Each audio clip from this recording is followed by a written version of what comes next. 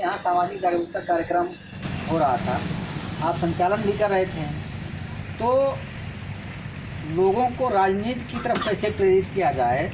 जैसे सामाजिक जागरूकता कार्यक्रम चलता है वैसे राजनीतिक जागरूकता का कार्यक्रम कैसे चलेगा? इस पर कोई मतलब बिंदु था बोलने के लिए?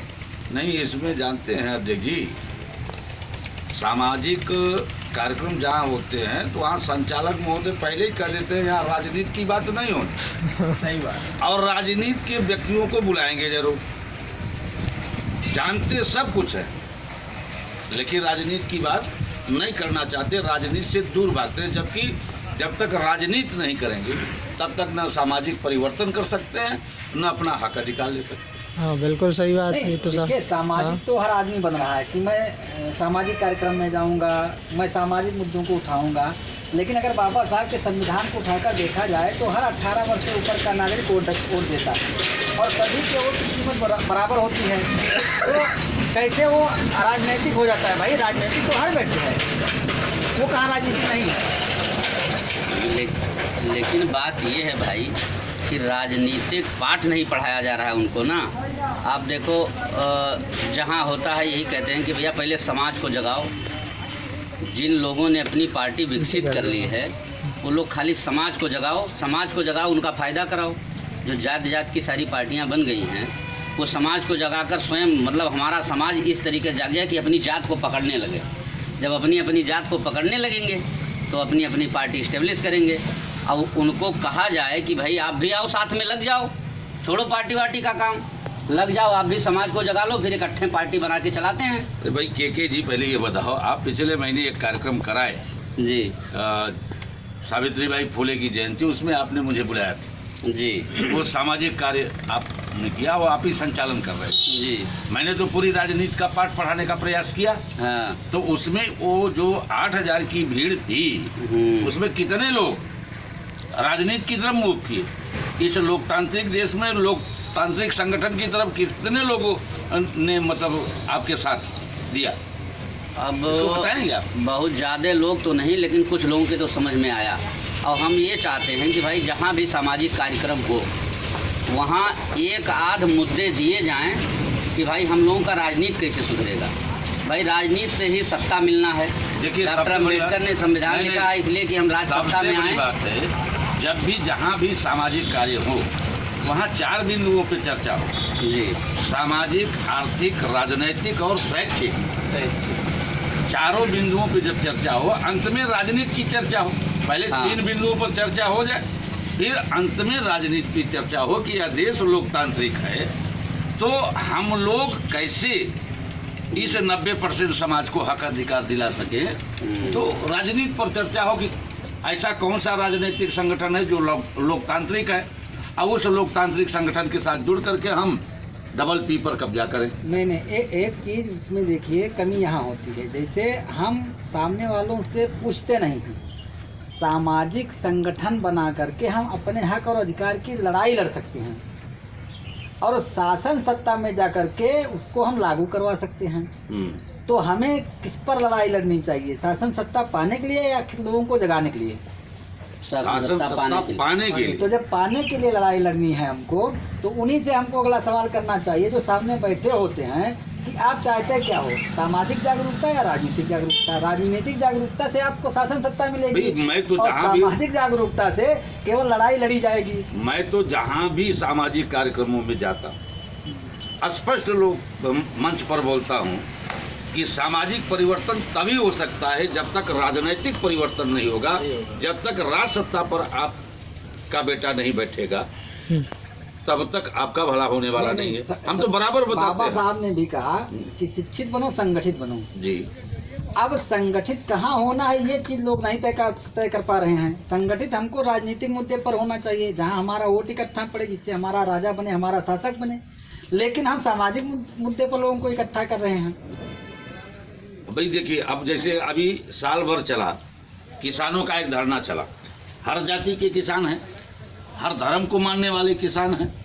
साल भर उनका धरना चला, लेकिन जैसे ही दिल्ली से हटे तो आकर के अपने जातियों में बढ़ गए वो।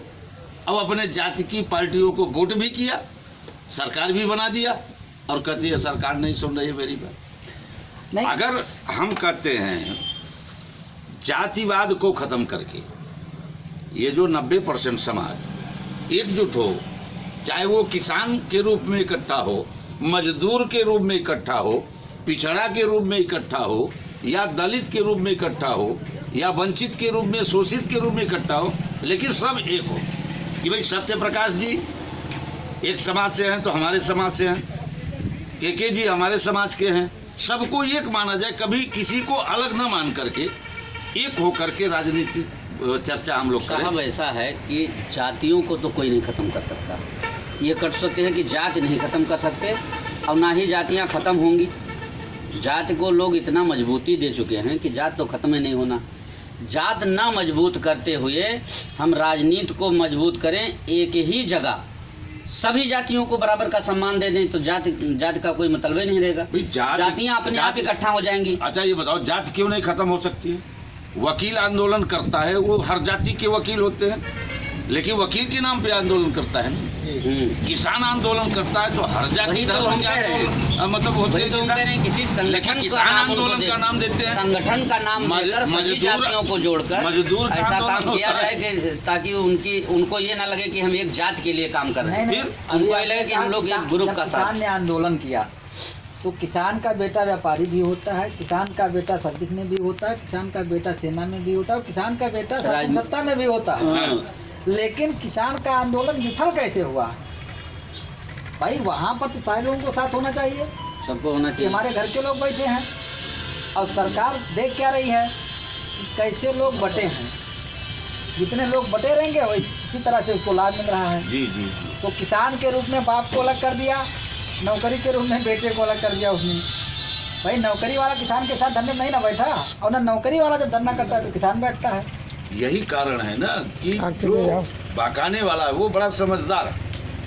हम 90% समाज के लोग इस चीज को समझ नहीं पा रहे, तो और हमारे समाज के लोग जब सामाजिक संगठन करेंगे तो शुद्ध रूप से वो कहेंगे कि राजनीति की बात नहीं करना है। लेकिन बहकाने वाला अगर वो धार्मिक आंदोलन भी करेगा, प्रवचन भी अगर उसका होता है, तो वहाँ भी राजनीति की बात होती है। वो राजनीति का पाठ पढ़ाता है अपने समाज को, और लोगों को अपने साथ जोड़ने का काम करता है, और लखनऊ दिल्ली की कुर्सी पे बैठ के मजा करता है। लेकिन हमारे समाज के लोग, चाहे वो पिछड़ा दलित कह लीजिए, चाहे शोषित वंचित कह लीजिए, चाहे बहुसंख्यक कह लीजिए, चाहे 90% का समाज, ये जब कोई सामाजिक आंदोलन करेगा या सामाजिक कार्यक्रम करेगा तो उसमें संचालक पहले ही कह देगा कि हाँ राजनीति की बात नहीं होगी। तो कैसे होगा? तो वहाँ जैसे जो कार्यक्रम के वहाँ कमेटी उनकी होती है, वो लोग पहले से कहते हैं भैया सभी राजनीतिक दलों के लोग रहेंगे, इसलिए वहाँ सामाजिक बातें ही की जाएं, राजनीतिक मुद्दे पर कोई बात ना हो। लेकिन राजनीतिक मुद्दे पर जब बात नहीं होगी, चर्चा नहीं होगी, लोग आपस में विमर्श नहीं करेंगे, विचार विमर्श, तो भाई उसका सलूशन कैसे निकलेगा? तो भाई अब ये सोचना चाहिए समाज को ना। ये देखिए कि 3,500 पार्टियां हैं, जातिवाद, वंशवाद, परिवारवाद की पार्टियां हैं। ऐसे नेता को क्यों बुला रहे हो जो आपको फूट डालने का काम करता है, जाति में बांटने का काम करता है, परिवार में बांधने का काम करता है? ऐसे संगठन के नेता को बुलाइए जो लोकतांत्रिक संगठन वाला हो, जो सभी जातियों को जोड़ने का, साथ में लेके चलने का काम करे। ऐसे लोगों को बुलाओ, और वहाँ जो मैंने कहा कि 4 बिंदुओं पर चर्चा करो, सामाजिक, शैक्षिक, आर्थिक और राजनीतिक। उस कार्यक्रम में किसी पार्टी का नाम कहाँ लेना है आपको?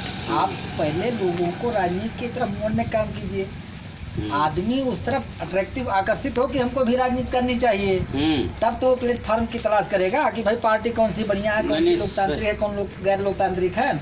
लेकिन हम राजनीति की तरफ उनको मोड़ ही नहीं पा रहे हैं। हम तो केवल सामाजिक जागरूकता के नाम पर कार्यक्रम चलाए जा रहे हैं। ये चीज़ है कि अभी जो दलित, पिछड़ा और माइनॉरिटी समाज है, इसमें से लगभग अभी मान के चलिए 60% लोग ये कहते हैं भैया राजनीति से हमको कोई मतलब नहीं, राजनीति से हमें कोई मतलब, राजनीति से बहुत दूर है। और जिसको बता रहे हैं कि भाई 10% हमारे सर पे राज कर रहे हैं, बैठ के ये कर रहे हैं, उनके घर का प्रत्येक व्यक्ति राजनीति करना जान रहा है। अगर पूरे घर में प्रत्येक ना जानते होंगे तो एक आध तो जरूर होगा एक घर में। और इनको पता नहीं क्या राजनीति से एलर्जी है, इनको पता नहीं कहाँ लगना है, किस दिशा में जाना है, क्या करना है। वो लोग अपनी राजपाट के लिए चक्कर में सब कुछ छोड़ के राजपाट की तरफ जा रहे हैं, और ये राजपाट को ही नहीं तवज्जो दे रहे हैं, तो कहाँ से इनका कल्याण होना है? जब सारे ताले वहीं से खुलेंगे, वहाँ वो जाना नहीं चाह रहे, उस दिशा में घूमना नहीं चाह रहे, तो क्या होना है? इनका कहाँ कैसे भविष्य उज्जवल होगा? दलित या ओबीसी के नेता हैं, ये जब तक निजी स्वार्थ छोड़कर एक होकर के साथ नहीं आएंगे तब तक यही पार्टी राज करेगी, दूसरी पार्टी पनपनी नहीं। अब कोई भी पार्टी भविष्य में आएगी तो वो एक लोकतांत्रिक संगठन के रूप में ही उभर कर सामने आ सकती है। बिल्कुल ये सारे लोग समझ चुके हैं। बहुत हमारे यहाँ ओबीसी समाज का नेता बैठकर समाज की दिशा तय करता है, एससी का नेता समाज की दिशा तय करता है। अरे भाई, समाज जिस दिन नेता की दिशा तय करेगा उस दिन परिवर्तन आ जाएगा। ये आपने सही कहा कि जिस पार्टी में संगठन हीरो होगा, अब लोग चाहेगा उसको बनाएगा, उस नेता को हीरो बना देगा। और जहाँ नेता हीरो है, संगठन हीरो है, वो तो फूट डालने का काम करेगा ही। हाँ। इसलिए लोकतांत्रिक संगठन पर हम लोग विचार करें, लोकतांत्रिक संगठन के साथ जुड़े, और इस देश में अभी भी बैकवर्डों में या दलितों में पहली एक पार्टी हमारी पार्टी है, सम्यक पार्टी, जिसमें लोकतंत्र की व्यवस्था है, जिसमें 90% समाज के लोगों को बारी बारी से मुखिया बनने का मौका मिलेगा। बाकी जितनी 3500 पार्टियां सब जातिवाद, वंशवाद, परिवारवाद पर है, इनसे भला होने वाला समाज का नहीं है।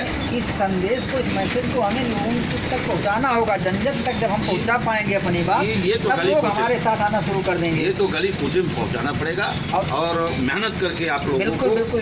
जब हम लोग गांव-गांव, घर-घर तक इस बात को पहुंचा ले जाएंगे, वो दिन पार्टी ऑटोमेटिक डेवलप कर जाएगी। समय लगेगा, समय लगेगा, थोड़ा समय लगेगा। बात हम लोगों की अच्छी है, सच्ची है, ठीक ठाक है, इसलिए लोग आकर्षित बहुत तेजी से हो रहे हैं। दूसरी कमी हम लोगों में ये है कि हम इसको निचले स्तर पर पहुंचा नहीं पा रहे हैं। पहुंचाने के लिए ये विचार किया जाए, हम सोच रहे थे अध्यक्ष जी कि कुछ 10-20 कार्यकर्ता, 10-20 कार्यकर्ताओं की एक ऐसी टोली बनाई जाए कि जिस जिले में लगें, हफ्ता खंड लगे ही रहें, अलग अलग ग्राम सभाओं को लेकर उनकी मीटिंगें चलती रहें, कि निचले स्तर तक हमारी बात कम से कम पहुंच जाए। ये लोकतांत्रिक संगठन की व्यवस्था, चूंकि अब ये जान लीजिए लोकतांत्रिक संगठन ही चल पाएगा, और जब तक लोकतांत्रिक संगठन बनेगा नहीं, लोकतांत्रिक पार्टी बनेगी नहीं, तब तक ये मान के चलिए आप विरोधी पार्टी को हरा नहीं पाएंगे। और ये जो सूबा बनाए बैठे हैं लोग ना कि हम अपनी जाति की पार्टी को, मैं ये लड़ाई में मैं आऊंगा, उनको कदापि नहीं आना है। सबको राष्ट्रीय अध्यक्ष बनना पड़ेगा। अभी ये मत सोच ले कि शिव प्रसाद विश्वकर्मा राष्ट्रीय अध्यक्ष। हमारा एक छोटा सा भी कार्यकर्ता, जो भी कार्यकर्ता है, सब अपने को राष्ट्रीय अध्यक्ष समझ ले। और अगर दिन में हम तो बराबर कहते भी हैं कि भाई, कुछ लोग कहते हैं हमारे पास समय नहीं है। अरे बाजार जाने का समय है, रिश्तेदारी जाने का समय है, मेला जाने का समय है। आप रास्ते में कम से कम 2-4 लोगों से अपने पार्टी का चर्चा करिए जी, अपनी पार्टी की विचारधारा बताइए जी, अपने आप आंदोलन खड़ा हो जाए। नहीं साहब, हम ये कह रहे हैं कि जैसे ग्राम स्तर पे और जैसे शहर में है तो वार्ड स्तर पे पार्टी का हम करें, प्रदेश से हो सके जो 8-10 वक्ता चुन लिया जाए, 10 वक्ताओं का एक संगठन बना दिया जाए, उनके लिए गाड़ी व्यवस्था हो जाए, वो अपना निकलें, और जो है कार्यक्रम जिला वाइज हर जिले में वो लगाए जाएं, और वहाँ के जो लोकल कार्यकर्ता, जिला अध्यक्ष हों या विधानसभा अध्यक्ष हों, एक एक वक्ता एक एक लोग के साथ लग जाए, ग्राम सभा वाइज या वार्ड वाइज लोगों तक केवल ये बात पहुँचा दे, तो ये मान के चलिए 2027 के पहले इतना बढ़िया ज़बरदस्त व्यवस्था, इसका रिजल्ट आएगा जिसका कोई जवाब नहीं। एक तरफा लोग, तब ये बड़े नेता संघर्ष बड़े नेता करने नहीं आएंगे। बड़े नेता तो बनी बनाई पार्टी में मलाई खाएंगे। ये तो हम चाहते हैं कि हमारे पास पूर्णकालिक कार्यकर्ता हों, लेकिन लोग समय नहीं देना चाह रहे हैं ना।